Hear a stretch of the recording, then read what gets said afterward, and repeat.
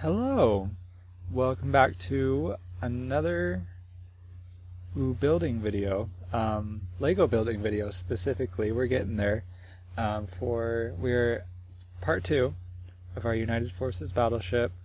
You're going to pretty much finish up the whole, more or less, in this episode. And then next time we can move on to the deck and everything.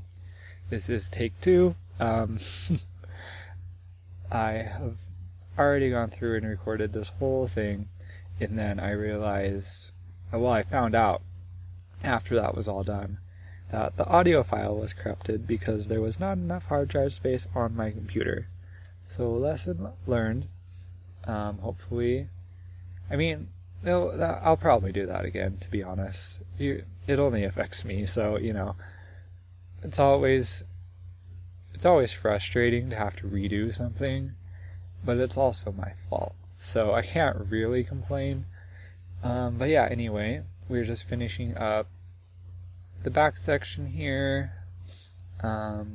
just trying to smooth out this curve and fit in that, I guess, like, Earth Nation turret platform or whatever it is, or whatever it would be called, in there.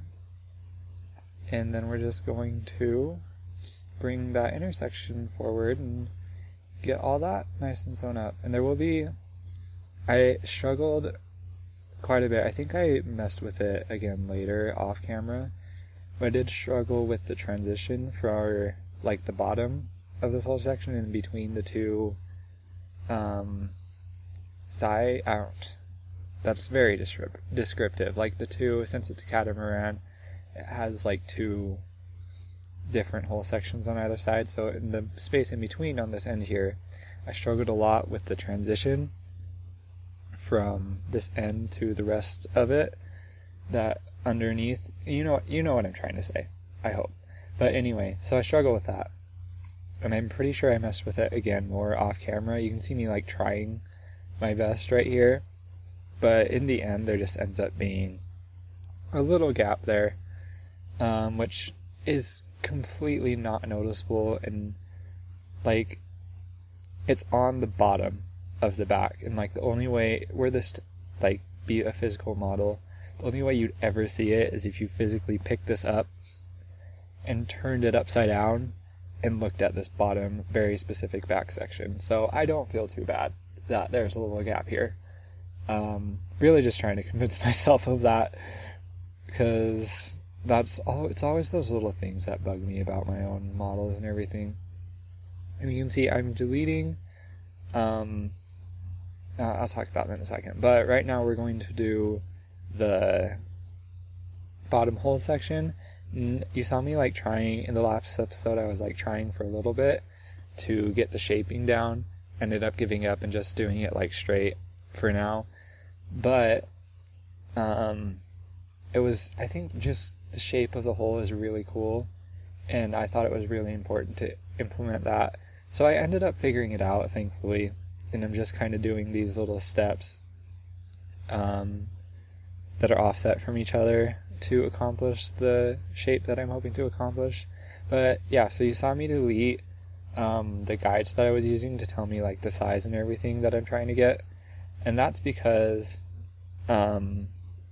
this actually ended up being a lot bigger than I was planning on, according to that. And it's like, it doesn't really matter because I haven't established a scale for this sort of thing, so I'm not like trying to make it a certain size in comparison to something else, and it's not that big of a difference anyway, like, really.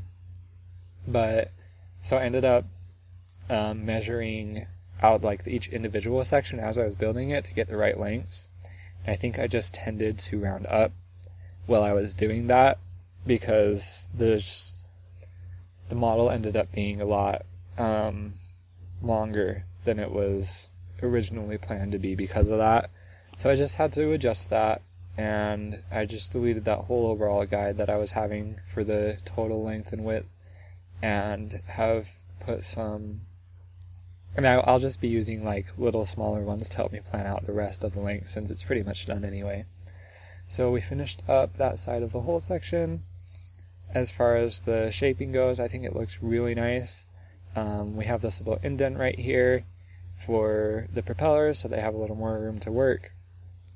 And then also we'll be putting the rudder in right here, just in that little protrusion that I've built. Yeah. So, and honestly, I was hoping that I could accomplish it, but I was honestly expecting it to not look very good. But I really like how the shape of this bottom hull section turned out, and I really think it looks nice in regards to what it was supposed to be. So I'm very happy with it. And yeah, and it was also nice because it didn't require a ton of like complicated angles and transitions between stuff and everything. So yeah, I'm happy with it. And we're just going to add the propellers in now. They kind of stick out right here, so they'll cover up that blank section that we have. And I'm just trying to find a space for them where they fit, basically. Because just sometimes in LDD with the, what's it called?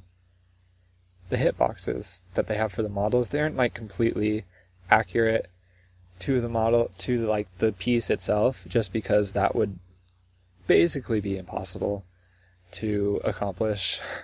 At least, like, you know, obviously you could do it, but for performance reasons, it's really not something that people do generally in any sort of software.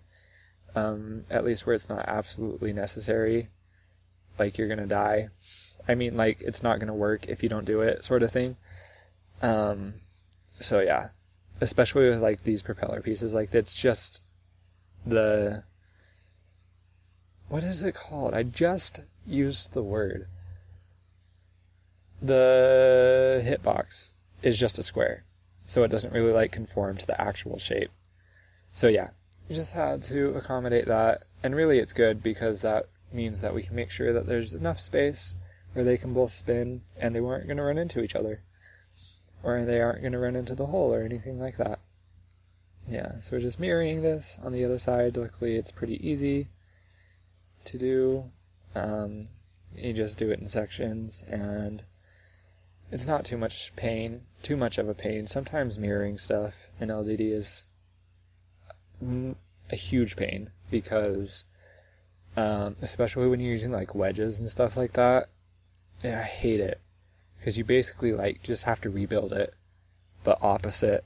And when you have like complicated stuff with wedges specifically, there's a lot of room to screw up, and I usually do screw up. So it's nice when things are like this and you can just do it easily. So yeah, that's basically it. We finish up the back. We're just going to do the interior of the hole here and just fill that in. Nothing too complicated. Just trying to fit in a couple of those arches for the suggestion of a round shape, and filling the rest in with the regular slopes. Yeah. I know, I can never think of words. I'm so sorry. Like, ever. When I'm trying to talk about things. It's like I'm such a perfectionist that even when I'm talking, my mind, like, has to use the exact right word to... I'm also, like, I love to write and everything, so it kind of comes through that as well. Or it comes from that as well.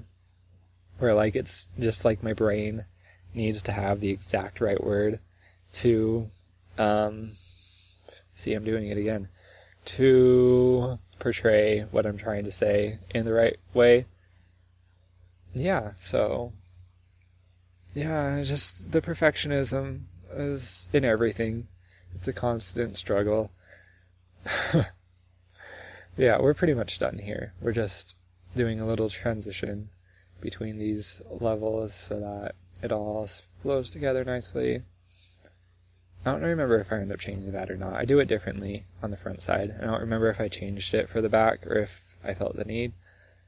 But yeah, we're just going to move on to the front. And basically, we're going to do pretty much the same thing with the hole. Right now, though, as I was building that back section, I realized that all these pieces, like if I were to build up the plates in between these studs on the side bricks, they wouldn't line up, like they wouldn't connect because of the placing that I had them in.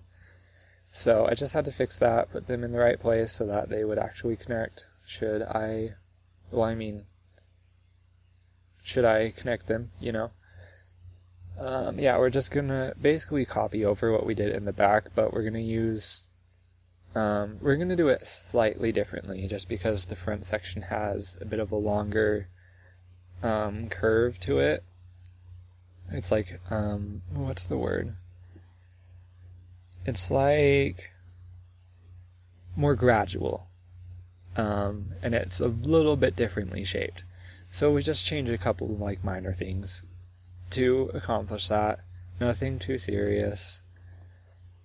Yeah, and then we're just I measured out the front section that we need up to the very tip of the hole, and we're gonna start with the sloping of this. I use the word hole a lot in these first few parts. We're just gonna slope this wall right here, and so we're building that up. But I really love how the front of this turned out too. Just because it's a bit more interestingly shaped. It kind of curves up like we're seeing right here at the very front, and then it comes back, I guess goes backwards in regards to this, at like a 45-degree angle. So it's a nice cool little shape, and I end up that those inverted pieces I was trying to use weren't getting the shape. It wasn't as gradual as I would have liked it, and it wasn't as smooth. So I just turned it all upside down, and I'm using that slope piece right there to accomplish that. So it makes it a little more complicated, but a lot more accurate, which is what we want. Yeah, sometimes placing things in LDD is a pain, and it never goes where you want it to go. But it's the easiest way to build digitally right now. I'll probably eventually do these in Studio. The only problem is, because it's updated with a lot of newer pieces that LEGO is making, because LEGO kind of abandoned LDD, which I'll talk about in a second. But the only problem is that Studio isn't really they're missing a lot of pieces too, and specifically in regards to minifigure pieces. So I'm kind of just waiting to see when all of that gets updated and how fast it gets updated before I switch over. And it will honestly probably end up coming down to, do I want to be missing all these old minifigure pieces, or do I want to be missing all these new building pieces? So we'll see when that happens. But anyway, so about LDD, that's basically been abandoned by LEGO at this point. They've stopped updating it. I doubt they're going to continue. And the reason for that is basically because LDD just doesn't bring them in any money. It's kind of just like a free service that they've been doing. Because originally, it was, the whole point was that you could build it on your computer and then you can order all the pieces through LEGO. And that's how they made their money off of it. Because ordering the pieces that way was very expensive. And yeah, so that's part of the reason why it never caught on, and because it was so expensive to do. And the reason it was so expensive was because I actually learned this. So for those that don't know, which is probably a lot of people, I worked with LEGO, I guess, through what was then called Kuso and what is now called Ideas.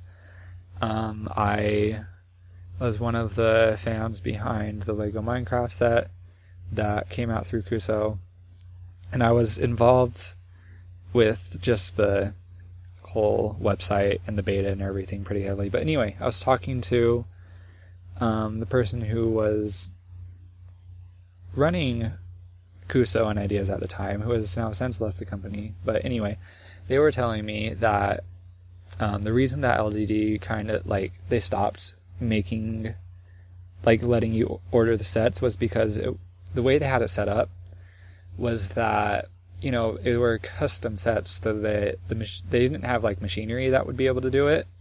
So they basically just hired a bunch of people to just wander their stock room and pull out the pieces for each set that got ordered, which is insanely expensive way to produce these sort of things, which is why it was so expensive to order, and one of the reasons why that just was not sustainable. So once that was abolished, which is understandable given how costly that is, LDD just like they're not making money. They're not making any money off of it, so there's no reason to continue, which is why they don't support it anymore, which is unfortunate, but I guess we'll live. But anyway, so we finished pretty much the hull that we were building, and we're moving on to these little cool dragon statues that just sit on the front, which I always thought were super cool. Now, originally, and you can see it right now, I was like basing it off of the dragon boat sets. I forget the name specifically, but the ones that were like more or less exclusive to China that just came out recently, and I was basing it off of that and what Lego did there. And I've already started changing it quite a bit, but I'm going to end up like completely... I mean, there's a little bit of inspiration there because that's where it started, but I changed it a lot just because I need it to be like 2 studs wide maximum, and it's too big at this point. And I just thought it looked weird, and it wasn't... Oh, specifically too, I needed to move the eyes up and further back, and there just wasn't... I couldn't find any like way to fit that in with what Lego was doing, so I kind of changed it a lot. But I did keep those flippers on the side because that's really cool detailing and works really well. And also, unrelated, I really like the... I don't know what they would be called. I use like these little detailings that I've kind of used as whiskers that work really well with this. They're just perfect for what I was trying to do. And also I was trying to... messing around with it a lot. I was trying to make it like as not blocky as possible. And that's what I'm trying to do right here. And I kind of just... You'll see me like switch all these, try to round out the front with round plates right here. And I think I end up undoing that, probably off camera, because I just thought it looked kind of weird. And even though it kind of looks blocky without the rounded part, that's kind of how it is in the Universe version. Like, the model I'm basing it off of too, it's like, it's pretty blocky. Like, it's a little rounded around the nose, but it's pretty much a square. And the rounding is just like so minimal that there's no perfect way to represent it at this scale, because the like completely round plates are too round and kind of look disjointed, if you ask me. But just like the square ones are a little too square, but I think they work best. So that's what I end up doing, and I'm pretty sure I do that off camera, or at least in the next part. So yeah, now we finished the head, we're going to do the body, and then we're going to attach it to the front of our ship. And I have my little guide there to show me how far up I need to go, and where I need to put it in regards to like the horizontal length. So yeah, I think we're going to pretty much... You're not going to see me do the transition in this part, but I actually think it works surprisingly well, given everything. I mean, I basically just cover up the sides instead of doing any sort of transition, but that's kind of what the model does, or the in-universe version does as well. So, yeah, so we're just going to continue with this wall here now that we've done that.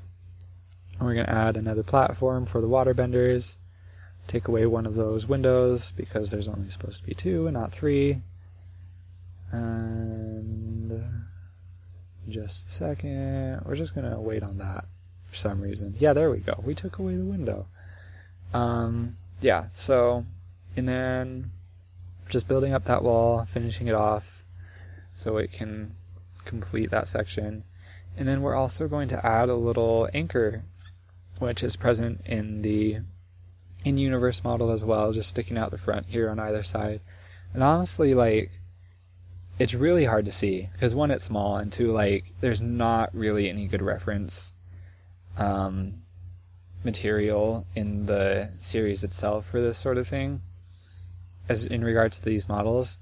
So, but it's pretty small, but the actual shape that they use for the anchor I thought was really cool and kind of unique, and kind of just one of the little ways that they reference reality but also make it different, because it's in a different, universe and everything. So I thought it was cool. You won't even see me build it till the next part, but yeah. And right now this gold trim, it's not gold yet, but it will be gold, and this trim kind of curves up to join with the head over there, so I'm trying to figure out a way to make it do that. I think, yeah, I just leave it an empty stud because there's no stud right there. I want to use that little detailing too. Yeah, but anyway, that's the end of part 2. Part 3 will start on the deck, so I hope you enjoyed. I hope you're looking forward to the next one. Feel free to leave a like and subscribe, and have a great day.